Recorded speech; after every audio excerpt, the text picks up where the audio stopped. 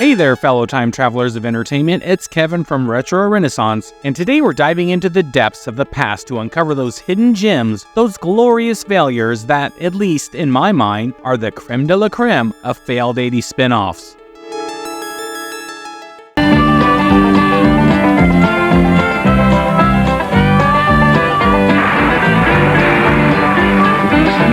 Our first contender on this roller coaster of retro goodness is none other than Enos, spinning off from the Dukes of Hazzard. This show had Enos Strait leaving Hazzard County for the big city, and guess what?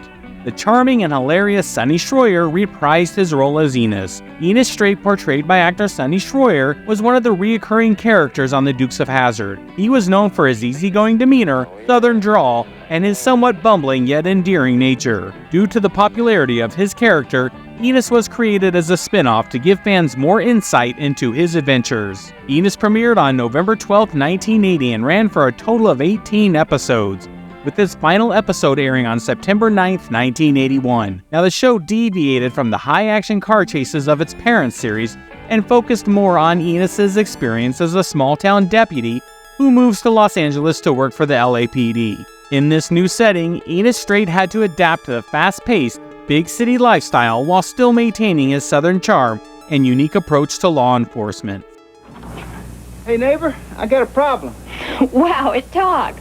I locked my key inside my apartment next to yours. And you want to use my phone to call the apartment manager. Right. He's gone. He's never there during football season. He's a football player? No, he's a bookie. Bookie. You know, bookmaker. I didn't know they still made books by hand anymore. Despite being a spin-off of a successful show, Enos struggled to capture the same level of audience engagement and enthusiasm as the Dukes of Hazzard did. While Sonny Schroyer's portrayal of Enos was praised for its consistency and likability, the show's overall tone and storytelling style were quite different from what fans of the original series were accustomed to. As a result, Enos was not as well received and faced challenges in maintaining viewership. The show's relatively short run can be attributed to a variety of factors, including the difficulty of transitioning Enos from a supporting character to a leading role, the departure of the established Dukes of Hazzard formula, and the competition from other shows airing during the same time. Despite its limited success, Enos remains a notable entry in the world of television spin-offs. He brought the charm, the wit, and a whole lot of heart to the concrete jungle. It's like watching a fish out of water, if that fish was also a quirky country cop. That ain't funny. Insulting us is one thing. Messing with our lieutenant is something else. Larry, put the cuffs on these clowns.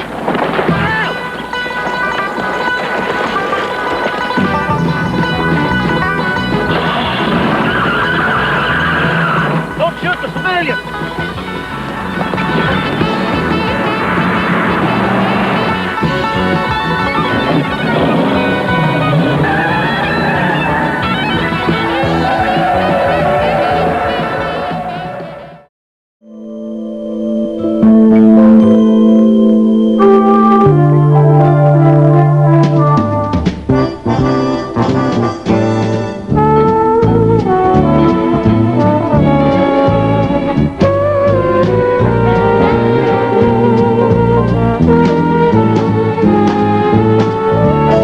Some that love the TV show MASH, and some, like me, who heard this sound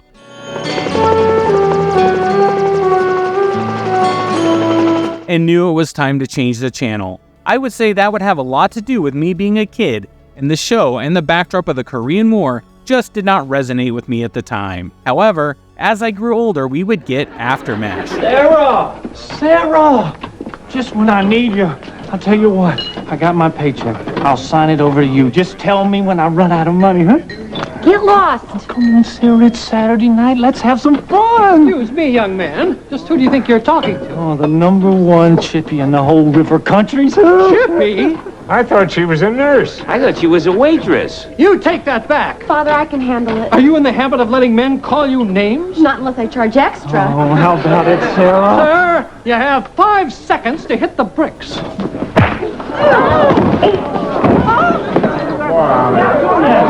4 seconds. This spin-off continued the laughter and camaraderie of the original, but this time, it's after the war. We had familiar faces like Jamie Farr as Max Klinger, William Christopher as Father Mulcahy, and Harry Morgan as Colonel Potter. They navigated life back home, showing us that sometimes the real battles happen on the home front. The show focused on the experiences of these characters as they adjusted to their new lives and careers outside the military setting. Radar! No, it's not. It's not me. Radar, what are you doing What's here? happening? We were just going to your wedding. If you have to go, go. I'm staying here. My oldest buddy, Claude Greavy, is there, see? Well, he's working on a second beer. And then all of a sudden he starts crying and blubbering and everything and he says, "Oh, geez, I'm really sorry, pal. I shouldn't have done it, but it wasn't my fault, you know. She made me." Uh-oh. She made him what, Radar? The big what, Father? And the she he did the what with turns out to be yours truly's intended. While MASH used the backdrop of the war to explore deep themes and emotions, AfterMASH shifted its focus to the challenges of readjustment and civilian life. The story mainly focused on Colonel Sherman Potter, played by Harry Morgan. Colonel Potter was the commanding officer of the MASH unit in MASH, and in AfterMASH, he's retired from the military and became a resident physician at General Pershing Veterans Hospital. It also shows us that Klinger leaves the military and works as an administrative assistant at the same hospital. He often provides comedic moments with his unique personality. And finally, it focuses on Father John Mulcahy. The kind-hearted Catholic chaplain from MASH returns to the civilian life and continues his religious work while offering support and guidance to the hospital staff. The show premiered on September 26, 1983, and ran for only 2 seasons with a total of 31 episodes. Despite the popularity of its predecessor, AfterMASH struggled to capture the same level of critical acclaim and audience engagement. The show faced challenges in maintaining the unique balance of comedy and drama that MASH was known for, and some viewers found it difficult to connect with the characters after the war. Just a little bit more. I can't stand this.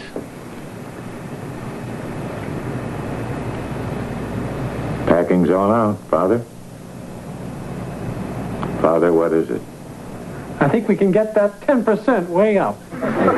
Dear, I knew you would. I prayed for you. Soon-Lee prayed for you. I prayed to Allah. She prayed to Buddha. And you stay on? Yes. Terrific. Wow, we'll be together, and he can hear. He can hear. You put some of that packing back. Ultimately, AfterMASH was canceled in 1985 due to low ratings. While the spinoff did not achieve the same level of success as MASH, it does hold a special place in history as an attempt to continue the story of beloved characters in a different context. The show's legacy endures among fans of MASH and those interested in exploring the dynamics of transitioning from wartime experiences to the challenge of post-war life. Why not? What you got here? Right now? Nothing. Nothing. Look, after Korea, I needed a fresh start, a whole new life. I think I found it here. So yeah, maybe I got nothing, but looking around me, I also got everything.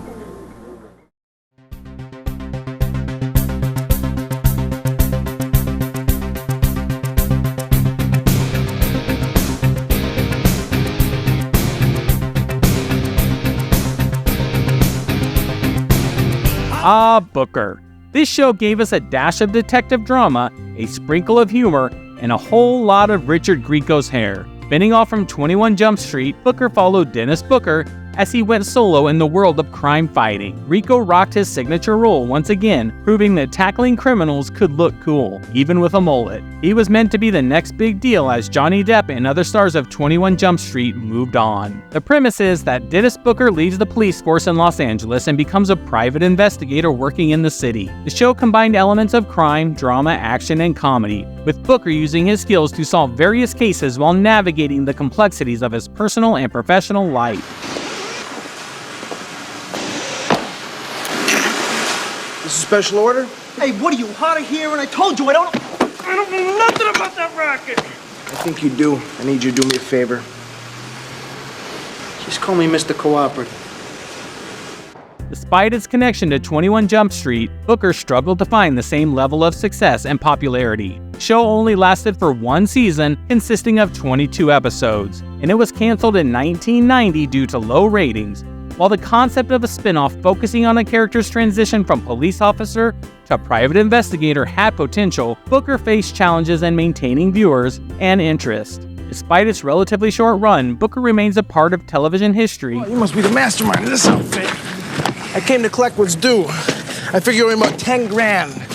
5 to replace my stuff, 5 for the activation. Do you mind if I ask what you're collecting for? TV show's connection to 21 Jump Street has ensured its place in discussions about spin-offs and TV adaptation. And overreact.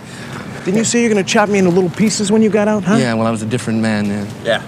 Ronald's smart now, Booker. Yeah, that's real smart. A guy who writes his name on my wall after he nukes my loft, yeah. Damn you, Chester.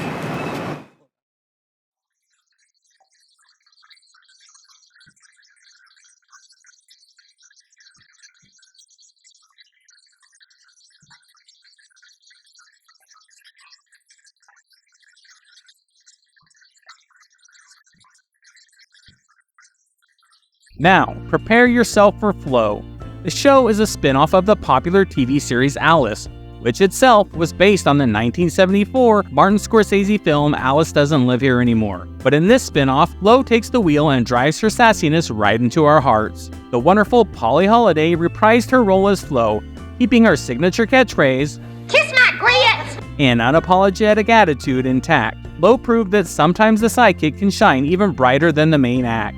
Flo takes Flo out of the diner and places her in the spotlight as the central character. The show explores Flo's life after leaving Mel's diner and her journey to a new chapter in life.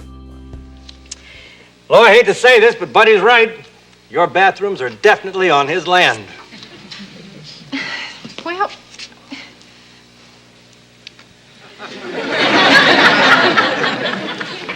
Well, this is ridiculous. Something, huh?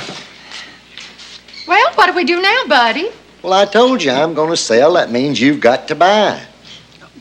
Buy my own bathrooms? They're already mine, Buddy. Well, now, technically they're mine, but don't you worry. Now, we're neighbors. I'm not going to gouge you. I was thinking about a token price, you know, something fair. Oh, something fair, huh? Yeah. Look at here. Now, that property is 6 feet by 42 feet. That comes to 252, make it even 250. I'm charging you $4 a square foot. That's a mere $1,000. $1,000? The nerve of some people. Who does he think he is? King John. With 2 thrones. That is not funny, Earl. You're right, Flo. I'm personally going to wash my hands with this whole affair. I just don't know where. The show aimed to capture the comedic essence of Flo's character while showcasing her efforts to run a business and navigate personal life. The Roadhouse setting allowed for a variety of new characters and scenarios to be introduced while maintaining the lighthearted tone that fans of Flo enjoyed. In addition to Polly Holiday reprising her role as Flo, the show's cast included a mix of new characters and returning favorites. Some of the characters introduced in Flo included her mother, Mamie Castleberry, played by Sudie Bond, her son Tommy, played by Leo Burmester, and the loyal bartender Earl Tucker, played by Jeffrey Lewis. Despite the popularity of Flo's character on Alice, Flo struggled to find the same level of success and viewership. Flo ran for only 2 seasons, totaling 29 episodes.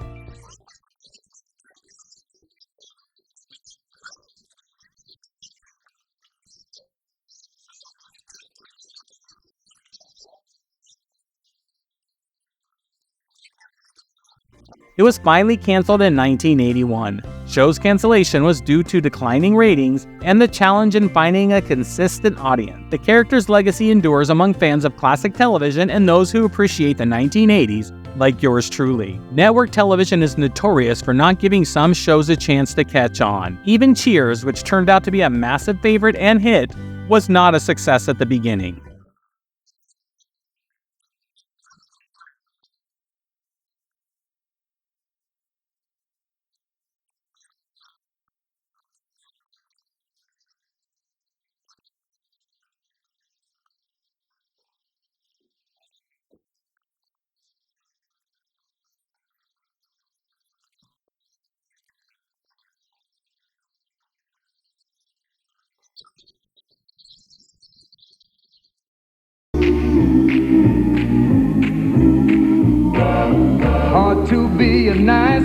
when your reputation's bad. Your being good must drive you absolutely mad. Trying hard. Speaking of Cheers, ladies and gentlemen, brace yourselves for the Toretellis. This spin-off focused on Carla's ex-husband and his quirky family. Dan Hedaya brought his unique charm to the role of Nick Tortelli. Dean Kasem portrayed his lovably kooky wife, Loretta. Like a sitcom version of chaos served up with a side of laughter. Who needs the bar when you can have a plate full of Tortelli antic? Now, I didn't love Nick Tortelli on Cheers. He was honestly one of the more grating characters on the show to me. However, in Toretellis, you saw a different side of him, and it turned out to be a pretty decent show, so it was sad that it was canceled so early on. And in case you didn't know, in Cheers, one of the recurring characters was Carla Tortelli, portrayed by actress Rhea Perlman. This is Carla, who I divorced for obvious reasons. Look, Nick, I'm gonna make you dead. You're right. I am not coming to your wedding. No. I'm a guest. Carla was the sassy and sharp-tongued waitress at the Cheers bar, known for her no-nonsense attitude and her memorable one-liners. The show explores Nick's experiences after divorcing Carla and his interactions with his family members. Nick, I have to talk to you. It's about us. I hate to say this, but it's just not working out between you and me. I swear, I only drove her home. That was it. Not that you and me. The other you and me. It's about my career. I'm afraid I have to get a new manager. Oh, okay. I'll be your manager. You are my manager. That's it. You don't even remember. I remember. You're a singer, right? The series takes place in Las Vegas, where Nick and his family navigate their everyday lives and get into various comedic situations. The show aimed to capture the same comedic spirit as Cheers while introducing new characters and settings. However, the Toretellis just never quite lived up to its Cheers predecessor. Premiered on January 22nd, 1987, and aired a total of 13 episodes before being taken off the air.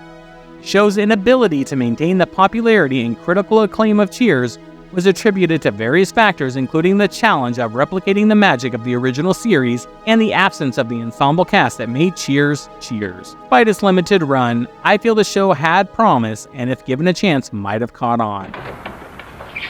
Whatever you're selling, we already have. Hey, don't you recognize us? Carla's friends from Boston. Yeah, you're the 2 zeros at the end of the bar. Lauren Peterson, Cliff Clavin.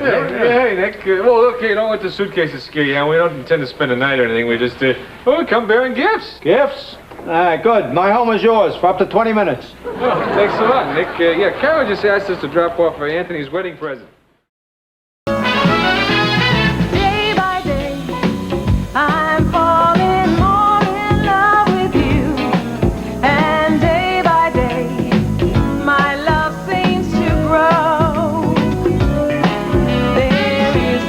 Day by Day takes us on a journey with the Harper family as they navigate life, love, and hilarity. Doug Sheehan and Linda Kelsey stepped into the roles of Brian and Kate Harper, bringing their own brand of warmth and relatability, like a sitcom family photo, capturing these moments that make us laugh and nod in agreement because, let's face it, we've all had days like this. Day by Day aired in the late 1980s, specifically 1988 to 1989. The show focuses on the experiences of a typical American family as they navigate the challenges and moments of their daily lives. Knock, knock. Hi, Eileen. Hi. Justin, this is Eileen. She and I used to work together. Today is my birthday. Oh, well, isn't that super? Last week it was my birthday. I bet you're old. You lose. It is a loose spin-off of the show Family Ties, as the family patriarch, Brian Harper, was a college roommate of Stephen Keaton. Premise is that the couple decides to leave their fast-paced urban lifestyle behind and move to the suburbs, seeking a quieter and more family-oriented existence. However, their newfound suburban life is far from dull, as they encounter a wide range of humorous situations involving their family, friends, and neighbors. Now, the show's format is pretty typical of any family sitcom in the day. It focuses on relatable family dynamics and humorous interactions between the characters. However, the show did not stand out and only aired 33 episodes, faced competition from other shows airing during the same time slot. The show's cancellation in 1989 marked the end of its short run. While Day by Day did not achieve the same level of popularity or longevity as some of its contemporaries, The great show for those interested in exploring the dynamics of a suburban family depicted in sitcoms. Good morning, Martha. How's Blake this morning? Much better. You know, that talk you and I had about separation anxiety was very helpful. Did you ever have that problem with your son? Well, when Ross became a teenager, we experienced a kind of separation anxiety. We became anxious for him to separate. And I know I can win it, 'cause I'm learning the rules of the game. If I can stay on the ball, take it minute by minute, I just might make the Hall of Fame. What can I say? I'm doing it the best I can. Leaning on nobody but me. Oh, shit. Speaking of family, Just the 10 of Us gave us a whole dose of nostalgia with the Lubbock clan. As a spin-off of Growing Pains, this show took us on the wacky world of a large family and the unpredictable world of coaching. Bill Kirchenbauer reprised his role as Coach Lubbock, with the house full of talented young actors who made us laugh and root for their adventures. 10 people under one roof. What could possibly go wrong? Just the 10 of Us takes a slightly different approach by centering on the character of Coach Graham Lubbock, who was introduced in Growing Pains as a friend of the Seaver family. The show revolves around Coach Lubbock, who loses his job as a high school gym teacher in Long Island. After a run-in with a female student, he relocates his family to California and takes a new job as the coach of the fictional St. Augustine's Academy, an all-boys Catholic school. Oh, hi, Graham. Well, the moving company wants $800 more than their estimate. What are we supposed to do? Well, we sure can't move. Just once in my life, I'd like to start a month not in the hole, not ahead, just, even.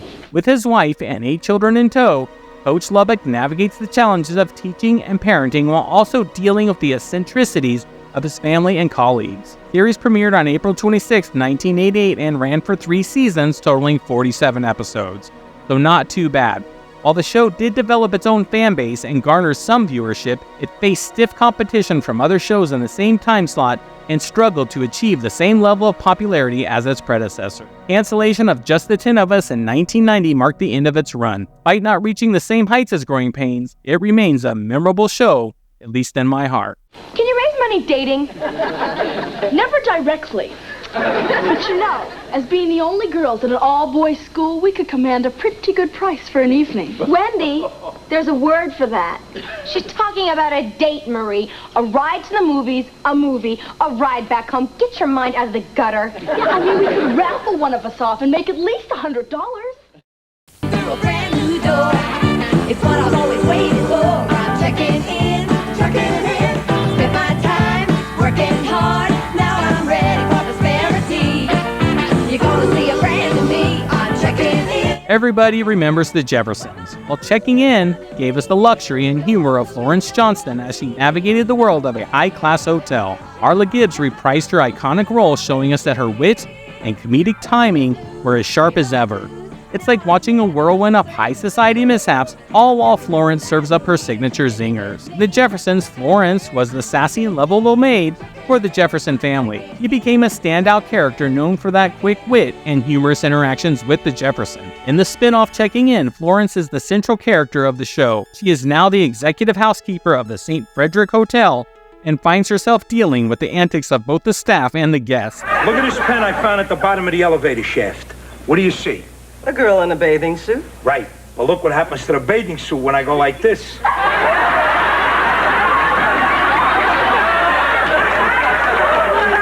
Checking In aimed to capture the same humor and lightheartedness that made Florence a fan favorite on The Jeffersons. However, despite the likability of Marla Gibbs and her character, it struggled to find a consistent audience. It premiered on April 9, 1981 and aired for only 4 episodes before it was canceled. Cancellation was attributed to low ratings and a challenge in maintaining the audience's interest in a new setting and premise.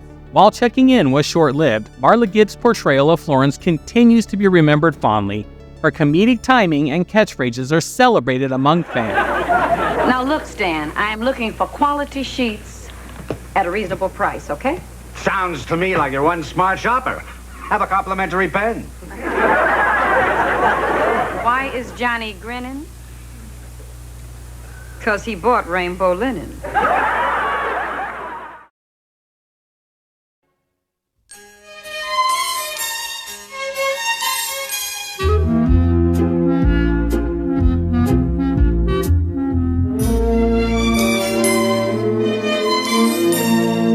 The Law and Harry McGraw is a spin-off from Murder, She Wrote, and it's a crime-solving adventure like no other. Jerry Orbach took the lead as Harry McGraw, a private investigator with a knack for solving cases, and with Angela Lansbury's Jessica Fletcher occasionally crossing over with Harry. It's a dynamic duo that keeps us hooked. Who needs tea and knitting when you've got murder mysteries? The show aired in the late 1980s, specifically 1987 and 1988. In Murder, She Wrote, Jerry Orbach guest starred in several episodes as a private investigator, Harry McGraw. This character was known for his tough and no-nonsense attitude, as well as his humorous interactions with Jessica Fletcher. McGraw's persona caught the attention of viewers, leading to the creation of The Law and Harry McGraw. The show revolves around Harry's gritty and often unconventional methods of solving crimes. Despite his tough exterior, he has a heart of gold and a deep sense of justice. That can't be. Here, read this. Miss Stivic says, Miss Stivic claims. I mean, what'd she have, a paper bag over her head? It doesn't make any sense unless... Unless? What? What are you thinking? I'm thinking it's mighty strange how a guy on a newspaper man's salary is suddenly into BMWs and beach houses and, Krugerrands and caviar. I mean, it makes you wonder who this guy's in bed with, figuratively speaking. Or not. Show combines elements of crime, drama, mystery, and humor as Harry tackles various cases and interacts with a range of characters. The show's short run was due to low ratings and the difficulty of establishing a new detective series in a competitive television landscape. Jerry Orbach's character of Harry McGraw continues to be remembered, and his character's legacy endures among fans of not only Murder, She Wrote, but this short-lived show. Listen, you said on the phone you wanted to talk to me about a missing person? My brother, Lorenzo. We haven't got much time to find him. Well, how long's he been missing? 23 years. 23 years? And you just noticed? Oh, I tried finding him 6, 7 times at least, but, here he is. That's how Lorenzo looked the last time I saw him. Geez, a handsome guy. Regular Victor Mature.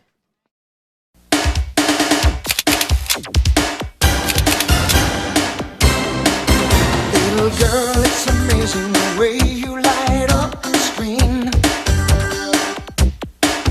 When I first saw your face on the cover of a magazine, you caught my eye, it's no mistake. Next, we have Living Dolls. This is a spin-off of Who's the Boss. This takes us into the world of modeling and the challenges that come with it. Leah Remini and Halle Berry joined the cast as young models, and Michael Learned reprised her role as Samantha Michelli's mother. And with a cast that's just as vibrant as that awesome 80s fashion, Living Dolls proves that sometimes even the runway can be a hilarious catwalk of chaos. Premise is pretty simple. It revolves around the lives of models and their interactions with each other, as well as with their agency representatives and their clients. Hey, what are you studying? Chemistry? Really? I'm taking that too. We're learning about gases. What are you working on? Bonding properties of hyperkinetic complex molecules. You must have skipped that part. No, it's not you. I'm taking advanced science classes.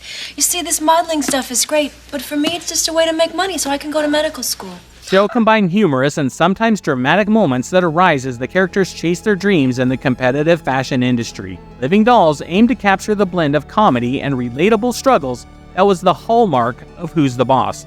However, despite the appealing premise and the presence of very talented actors, the show did not live up to the same popularity. The show premiered on September 26, 1989 and ran for just 12 episodes before being canceled. And as you might expect, it was canceled due to low ratings and the challenge of making it stand out from other sitcoms during the same period. While it was short-lived, it was a wonderful way to expand the world of Who's the Boss by focusing on different aspects of the characters' lives.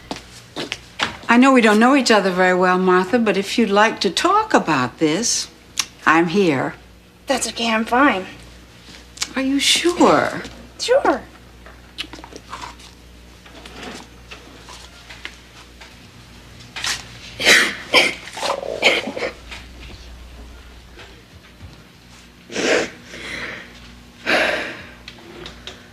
Every Christmas, my dad would say, Here we are again for another year, just the six of us. Mom, Dad, Bob, Martha, Lisa, and this house. You see, the best things that ever happened to us as a family happened in that house. So it's sort of a member of our family. Now, these failed 80s spin-offs that turned out to be pure gold are a testament to the unpredictability of television. So I'm going to leave you with this. Just remember, even when life throws you a failed spin-off, there's a chance it might just spin its way into your heart. Sometimes things are not given a fair chance. If you liked our little 1980s journey, go ahead and make a successful spin-off by subscribing and liking this video. Till next time, keep rewinding those memories and embracing the beauty of the unexpected. And remember, time machines exist. This is Kevin from Retro Renaissance. Until next time.